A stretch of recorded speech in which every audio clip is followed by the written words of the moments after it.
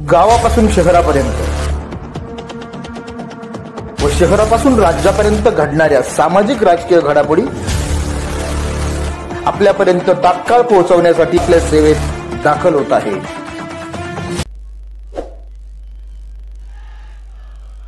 जमलेल्या माझ्या तमाम हिंदू बांधवांनो, भगिनींनो आणि मातांनो,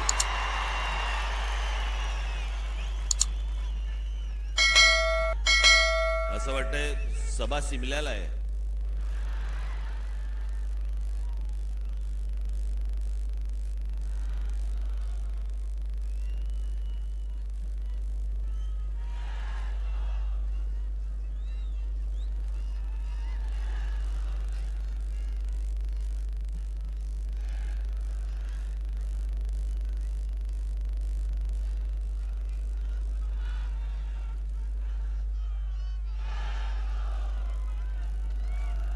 काय बोलणार?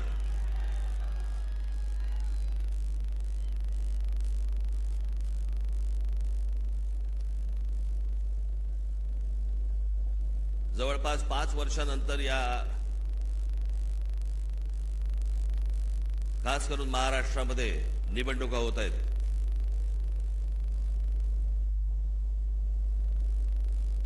महानगरपालिकेच्या निवडणुका आत्ता होतील असं म्हणता अजूनही होत नाहीयेत।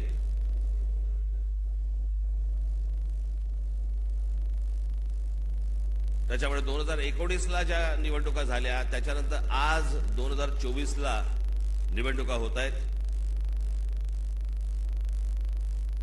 आणि सगळे आचारसंहितावाले सगळे जागे झालेत। काल मी एक बातमी वाचली की आचारसंहितेसाठी म्हणून, निवडणुकीसाठी म्हणून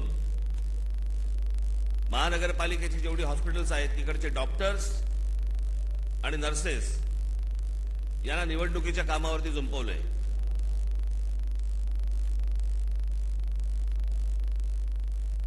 डॉक्टर काय मतदाराच्या नाडी मोजणार काय? की नर्सेस काय मतदारांचे डायपर बदलणार? ज्याच्यासाठी म्हणून त्यांची नेमणूक केलेली आहे, ज्या रुग्णांसाठी म्हणून नेमणूक केलेली आहे, तिथे ते नसावेत का? आणि निवडणुका होणार आहेत ही गोष्ट जर समजा निवडणूक आयोगाला माहिती असते ना प्रत्येक वेळेला,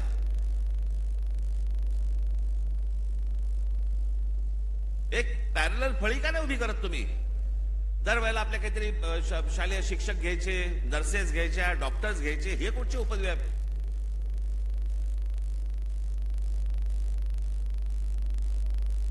मी आपल्याला आत्ताच सांगतोय, ज्या डॉक्टरांवरती आणि ज्या नर्सेसवरती ही निवडणुकीची जबाबदारी टाकलेली असेल तिथे त्यांनी जाऊ नये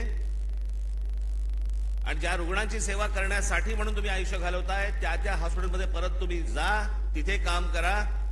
तुम्हाला नोकरीवरनं कोण काढतं मी बघतो।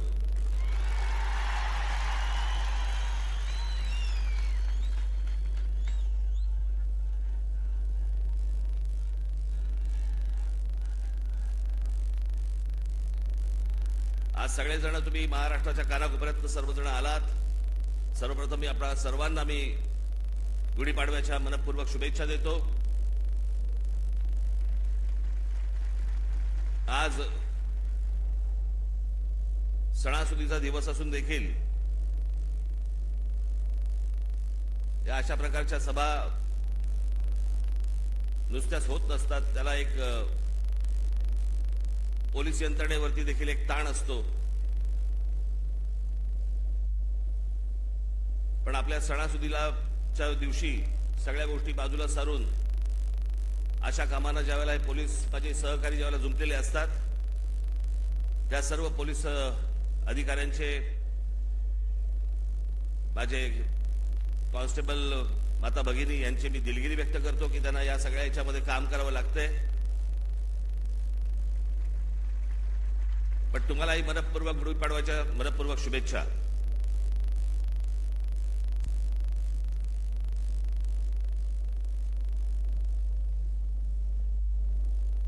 जसे तुम्ही ऐकत होतात तसा मीही ऐकत होतो। जसे तुम्ही वाचत होतात तसा मीही वाचत होतो. त्या अमित शहाच्या भेटीनंतर जे काही चक्र सुरू झाली, तर हे आमचे बांधव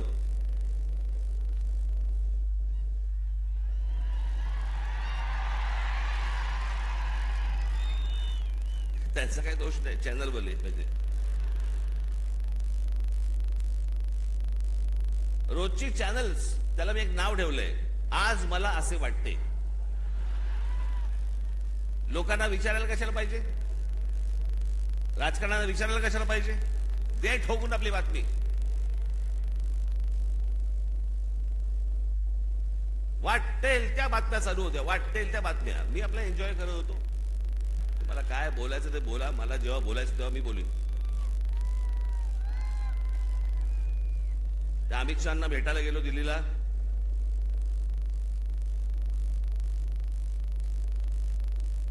बरं, तिथे अमित शहाना भेटीच्या वेळेला कोण? अमित शहा आणि मी. तुम्हाला कुठून रे कळलं?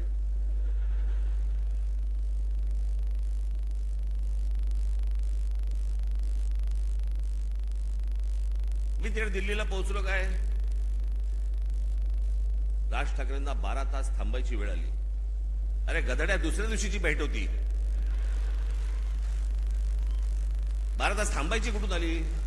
आदल्या दिवशी पोहोचलो तिथे रात्री. त्यात थांबायचा काय विषय आला? पण हे थांबत नाहीत. मला असे वाटते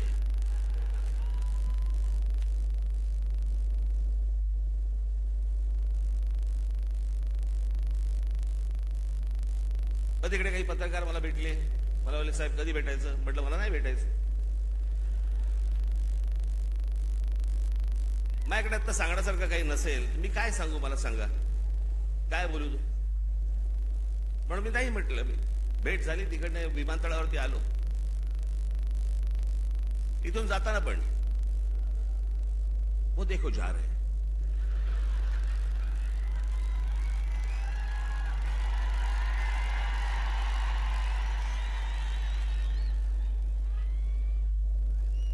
हल्ली हे असतात, पूर्वी ते आचारसंहितावाले असायचे, कुठेही कॅमेरा घेऊन जायचे. अहो, एके दिवशी मी बाथरूमला चाललो होतो. मी विनोदाने सांगत नाहीये, मी खरंच तो माझ्या मागे आला.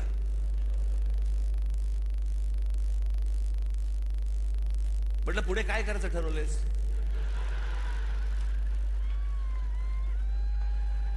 मी म्हटलं, आपलं आपणच करायचंय का आपण काही सहकार्य करणार आहात?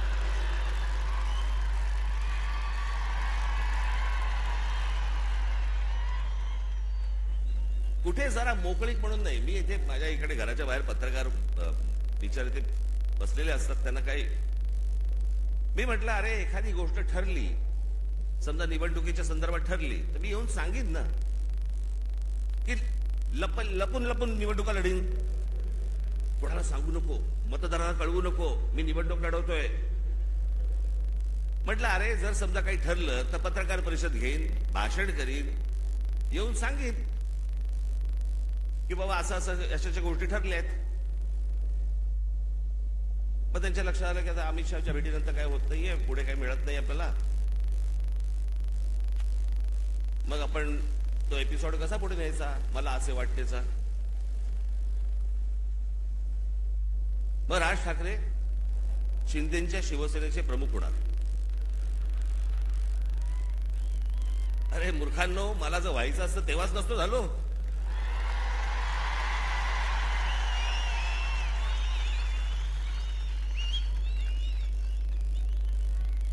या माझ्या घरी इथे जवळपास 32 आमदार, 6-7 खासदार, आपण एकत्र बाहेर पडू आणि काय मग नंतर माझा महाराष्ट्र दौरा सुरू झाला. तोपर्यंत इकडे सगळी काहीतरी बांधणी सुरू होती. मी आता काही नावं नाही घेत कोणाची. आणि ह्यांना वाटलं मी काँग्रेस मध्ये, ज्याला सत्ता होती त्यांची, जॉईन होणार बाकीच्यांसारखा.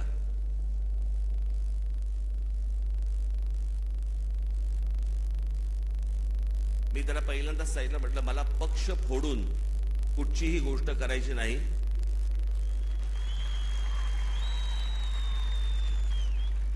आता म्हटलं माझ्या मनात विचार नाहीये, पण जर उद्या जर समजा मी काही केलं, पाऊल उचललं, तर स्वतःचा राजकीय पक्ष काढीन, पण कोणाच्या हाताखाली काम करणार नाही. ही गोष्ट मी माझ्या मनाशी मी खुणगाटच बांधलेली होती. सन्माननीय माननीय बाळासाहेब ठाकरे यांच्याशिवाय मी कोणाच्याही हाताखाली काम करणार नाही. तरी त्यातल्या त्या एकाला संधी दिली होती, समजलंच नाही.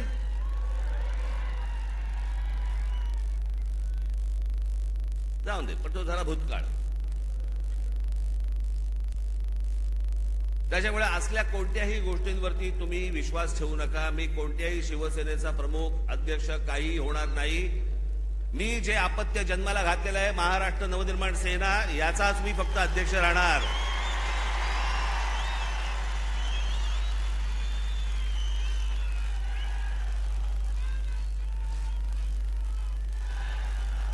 तुमच्या सगळ्यांच्या विश्वासावरती हा जो पक्ष आजपर्यंत उभा केलेला आहे, त्याला 18 वर्ष झाली आहेत. ही असली गोष्ट माझ्या मनाला शिवत देखील नाही. पण काय नाही, मी आपला हसत होतो, कारण त्यांचं काही करू शकत नाही आपण. आज मला असे वाटते, वेगवेगळ्या बातम्या, वेगवेगळ्या गोष्टी येत होत्या. मी खरं तर काही गोष्टी लिहून आणल्या होत्या तेव्हा. मग ते काहीतरी जागा वाटप,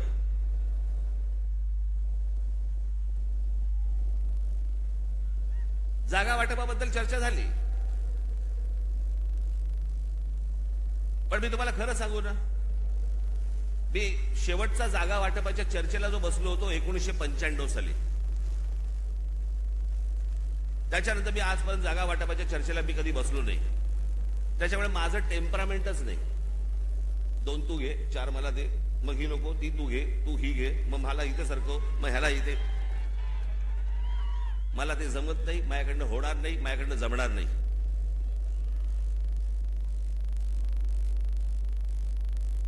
मग मला सांगितलं, आमच्या निशाणीवरती लढा. हे रेल्वे इंजिन आहे ना, हे तुमच्या कष्टाने कमावलेलं चिन्ह आहे. माझ्याकडे आयतं आलेलं नाही, सहज आलंय चिन्ह म्हणून आता मी त्याच्यावरती लढवायचं अजिबात नाही.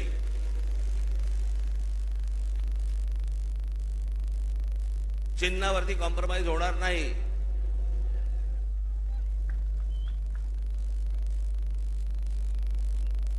दिल्लीला गेलेले हे ठाकरे पहिलेच. पत्रकारांना माहित नसतं, काही माहिती नसतात, जुन्या गोष्टी काही कल्पना नसते. आत्ताच्या काही गोष्टी माहिती असतात, त्याच्यावरती आपले बस रेटायचं.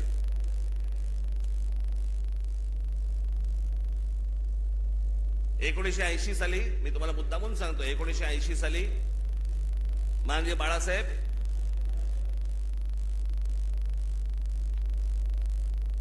हे दिल्लीला इंदिराजींना भेटायला गेले होते, संजय गांधींना भेटायला गेले होते.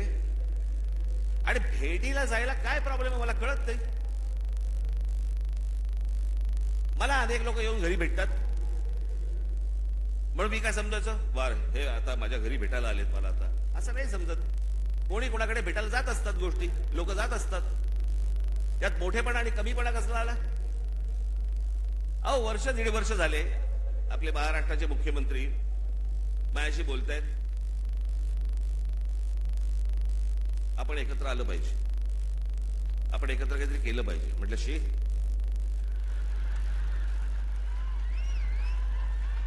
म्हटलं काय केलं पाहिजे?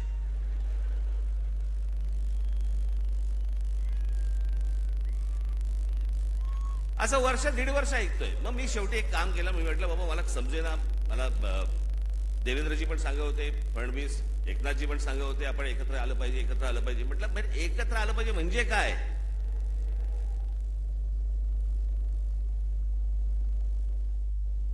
आणि मग त्याच्यात हे सगळे विषय निघाले. मग मी अमित शहांना फोन केला, म्हटलं मला जरा भेटायचं तुम्हाला, हे काय मला चाललंय मला समजत नाहीये, एकदा आपल्याशी बोलून मला काय नक्की ह्यांचं म्हणणं आहे ते मला एकदा कळलं पाहिजे. मग आमचं बोलणं झालं तिकडे, मग इथे आल्यावरती आमच्या तिघांचं बोलणं झालं, मग ते सगळं निशाणीवरती प्रकरण आलं.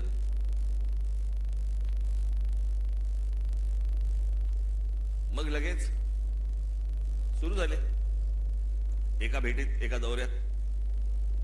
मग आता त्या लाव रे तो व्हिडिओचं काय होणार? मी तुम्हाला पहिली गोष्ट एक सांगतो, थोडीशी पार्श्वभूमी देतो. माझा जन्म ज्या घरात झाला त्या घरामध्ये शिवसेनेचा जन्म झाला.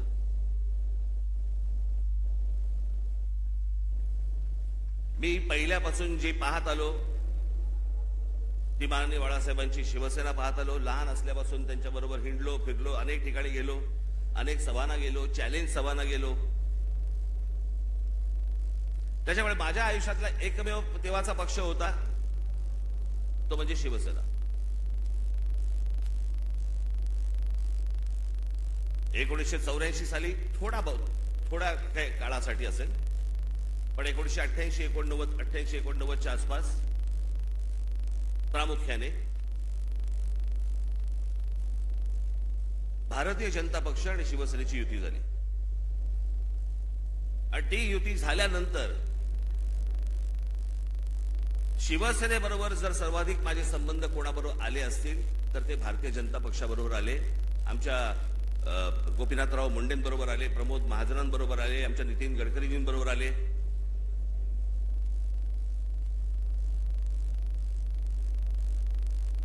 आणि ह्यांच्याबरोबरचे जे माझे संबंध होते हे राजकारणाच्या पलीकडचे पण होते.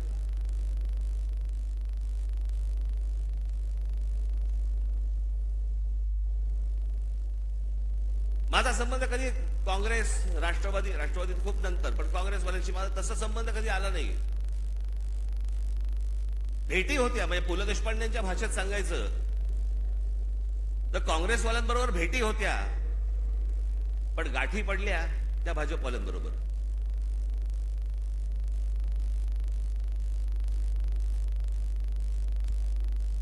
त्याच्यामुळे अनेक वेळेला त्यांच्याबरोबर माझे अगदी चांगले संबंध तेव्हापासून प्रस्थापित झाले.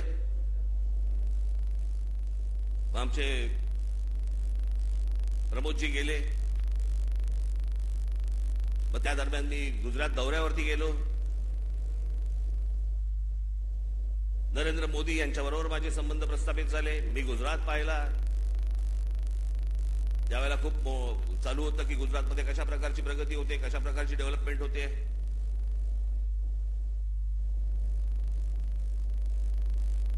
आणि ती सगळी प्रगती, सगळी ती डेव्हलपमेंट मी पाहत होतो. मला माहिती होतं. मी त्याच्यानंतर मी जेव्हा मी महाराष्ट्रामध्ये जेव्हा आलो, मला पत्रकारांनी प्रश्न विचारले, कसं वाटलं गुजरात?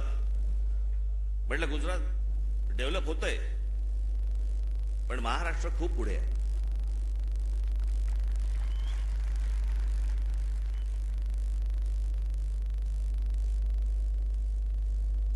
आणि मग त्यावेळेला ते जसे जसे त्यांच्याबरोबरचे संबंध माझे प्रस्थापित व्हायला लागले, एक वेळ आली या देशामध्ये हा राज ठाकरे पहिला माणूस होता ज्यांनी या देशाचे पंतप्रधान नरेंद्र मोदी व्हावेत असं बोलणारा पहिला माणूस मी होतो. त्यांच्याही पक्षातलं कोणी बोललं नव्हतं तोपर्यंत. मला असं तेव्हा वाटलं की बाबा आपला एक स्वतःचा विचार असतो, त्याच्यात माणसं बोलत असतात, माणसं काही गोष्टी सांगत असतात, माणसं स्वप्न दाखवत असतात. स्वप्न सत्यामध्ये उतरावीत अशी प्रत्येकाची अपेक्षा असते, आशा असते. आणि मग ज्या वेळेला 2014ची निवडणूक झाली, 2014च्या निवडणुकीच्या अगोदर मी काही अनेक भाषणं त्यांची ऐकत होतो, आणि 2014ची निवडणूक झाल्यानंतर मला असं वाटलं, अरे मी जे ऐकत होतो ते आता मला या 5 वर्षात दिसत नाहीये. काहीतरी वेगळ्याच गोष्टी दिसत आहेत. नोटबंदी काय दिसते, बुलेट ट्रेन काय दिसते. मी तुम्हाला आजही सांगतो, ज्या गोष्टी मला पटलेल्या नाहीत त्या मला पटलेल्या नाहीत.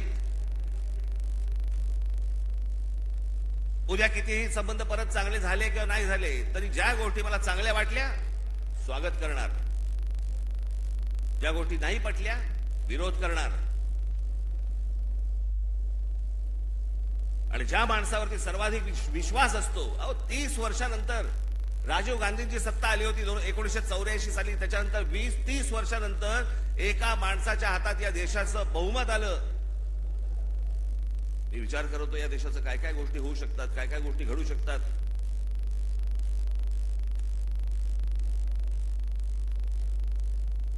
त्यांचा संबंध असतो ना तुमचा,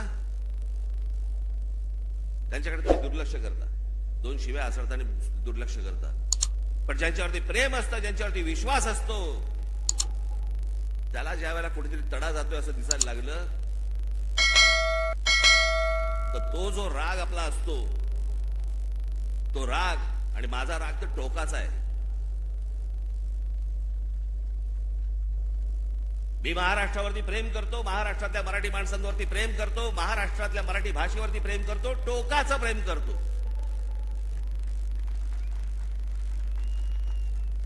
तसं एखाद्यावरती मी जर विश्वास टाकला तर मी टोकाचं प्रेम करतो. पण मला जर समजा तशी गोष्ट दिसली नाही तर मी टोकाचा त्याला प्रतिकार करतो, टोकाचा विरोध करतो. तो टोकाचा विरोध तो 2019 सालच्या माझ्या त्या लावरे तो व्हिडिओचं काय त्याला कोणीतरी टॅगलाईन दिली, लावरे तो व्हिडिओ. पण त्या सगळ्या गोष्टींमध्ये ती गोष्ट तुम्हाला दिसली असेल. होय, टोकाचा विरोध केला मी. पण ज्या ज्या वेळेला त्यांच्याकडनं चांगल्या गोष्टी ज्याला घडल्या, 370 कलम ज्याला रद्द झालं, त्याला अभिनंदन करणारं पहिलं ट्विट माझं होतं.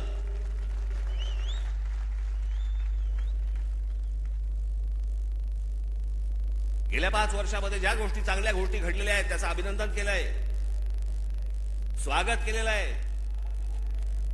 एनआरसीच्या बाजूने मोर्चा काढलेला आहे. जी गोष्ट योग्य ती योग्य, जी गोष्ट अयोग्य अयोग्य. या देशाने अमिताभ बच्चन यांच्यावरती प्रेम केलं, मीही प्रेम केलं.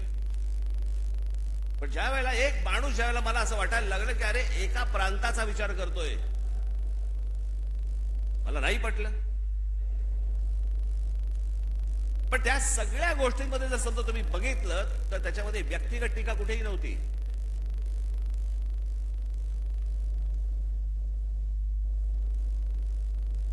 आज उद्धव ठाकरे आणि संजय राऊत ज्या प्रकारची टीका आज नरेंद्र मोदी आणि भारतीय जनता पक्षावरती करतायत, तशी माझी टीका नव्हती. मला काही नको होतं.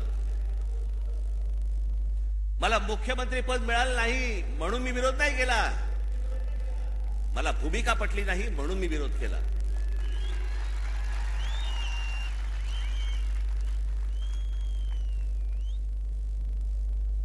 आज हे विरोधामध्ये बोलतायत. मग ज्या वेळेला मी बोलत होतो त्यावेळेला खिशातले राजीनामे बाहेर काढून माझ्याबरोबर का नाही आलात? त्यावेळेला सत्तेत मिळणारा मलिदा चाटत बसले होते ना.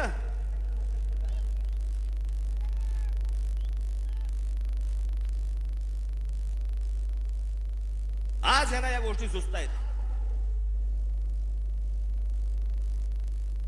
याचं कारण तुमचा पक्ष फुटला म्हणून, याचं कारण तुम्हाला सत्तेत हाकलवलं म्हणून, तुमच्या स्वार्थासाठी म्हणून या सगळ्या गोष्टी तुम्ही केल्यात.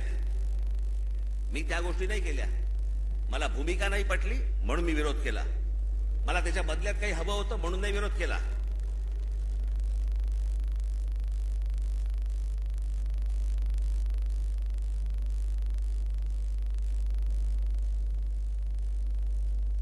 मी आज काही तुमच्यासमोर फार लंब चौडं काहीतरी बोलायला आलो नाहीये. तुमच्या ज्या काय अपेक्षा आहेत, तुम्हाला काय हवंय ते सांगण्यासाठी आणि मांडण्यासाठी म्हणून मी तुमच्या समोर आलोय आज.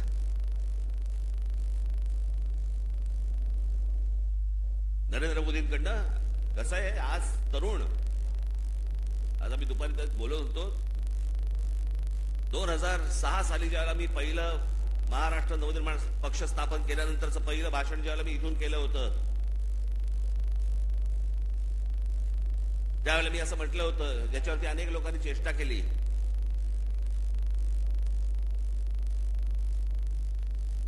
मी म्हटलं होतं की माझ्या महाराष्ट्रामधला शेतकरी हा जीन्स घालून ट्रॅक्टरवरती बसलेला मला शेतकरी मला अपेक्षित आहे, हवा आहे भविष्यात.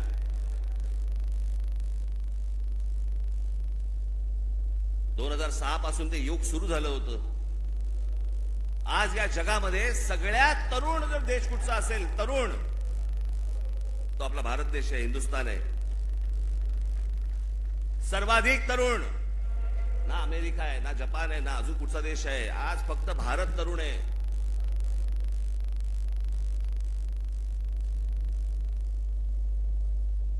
या तरुणांना, या तरुणींना शिक्षणाची गरज आहे, चांगल्या शिक्षणाची गरज आहे, तंत्रज्ञानाची गरज आहे, उत्तम नोकऱ्यांची गरज आहे, उत्तम व्यवसायाची गरज आहे, त्याच्यासाठीच्या मार्गदर्शनाची गरज आहे. त्याच्यासाठी म्हणून राज्य सरकार आणि केंद्र सरकारने आता काम केलं पाहिजे. आम्ही तेच बोलतो. आता जवळपास 18 वर्षातली निघून गेली, उरली फक्त 10 वर्ष. 10 वर्षानंतर हा देश पुन्हा वयस्कर व्हायला लागणार. तरुणांची संख्या कमी होणं माझी नरेंद्र मोदी यांच्याकडनं आज अपेक्षा आहे की बाकी सगळं सोडा, या तरुणांकडे, या भारतातल्या तरुणांकडे पहिल्यांदा लक्ष द्या.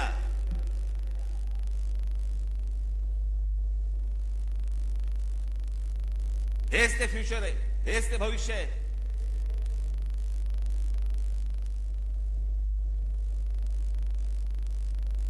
दुपारी बोलताना आमचा तोच विषय तोच होता की बाबा हे हा काळ कधी होता. प्रत्येक देशाचा एक काळ येतो.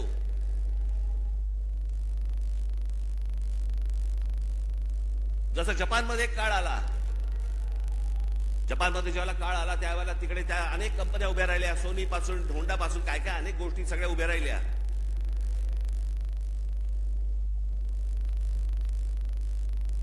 अनेक व्यवसाय उभे राहिले, अनेक व्यावसायिक उभे राहिले.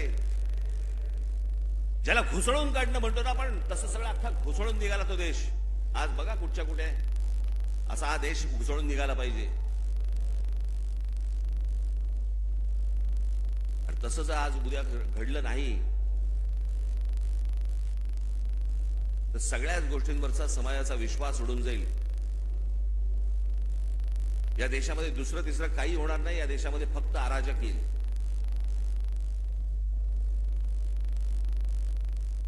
जर नोकऱ्या उपलब्ध झाल्या नाहीत, जर व्यवसाय उपलब्ध झाले नाहीत,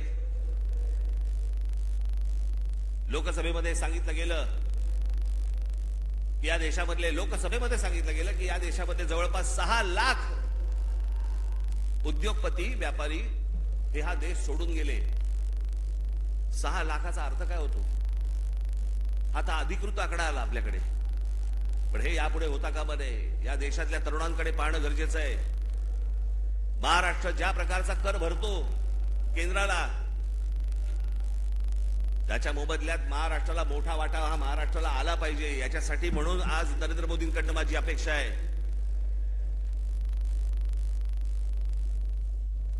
अनेक गोष्टींची अपेक्षा आहे. पुढचं काय 5 वर्षात काय घडतंय, ही निवडणूक, येणारी लोकसभेची निवडणूक या देशाचं भविष्य ठरवणार आहे. की आपण खड्ड्यात जाणार आहोत का आपण वरती जाणार आहोत. उद्या अनेक निवडणुका येतील, पुढे विधानसभेच्या निवडणुका येतील. आज हाणामाऱ्या चालू आहेत. पुढच्या विधानसभेच्या निवडणुकीत काय होईल? कोथळे बाहेर काढतील.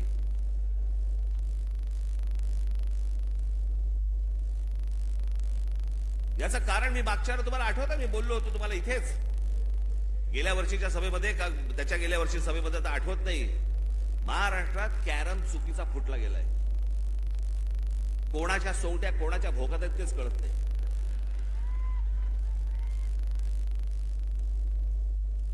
माणूस राजकारणातला आला की विचारावं वाटतं, लागतं कोणत्या पक्षात.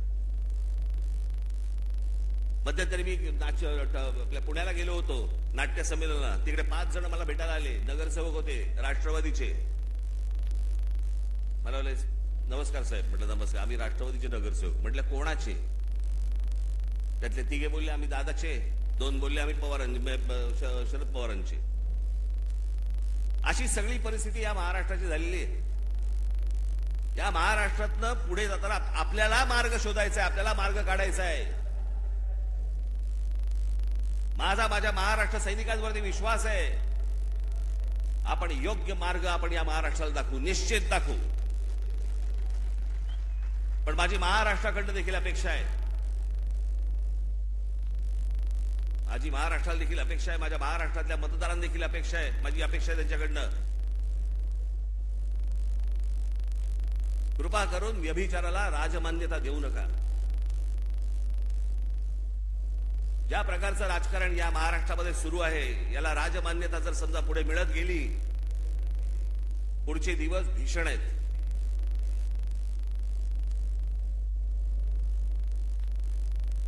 पण या आजच्या सगळ्या परिस्थितीमध्ये जेव्हा सगळ्या बाजूने मी जेव्हा पाहतो त्यावेळेला मला असं वाटतं की आज किमान पुढच्या 5 वर्षांसाठी देखील विषय आपल्याला पुढच्या 50-100 वर्षांचा करायचा असतो.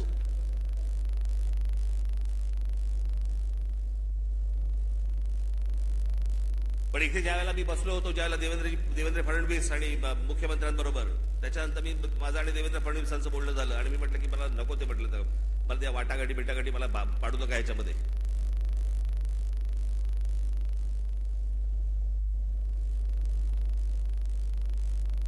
मी म्हटलं तुम्हाला मी आज सांगतो, म्हटलं त्या राज्यसभाही नको आणि ती विधान परिषदही नको.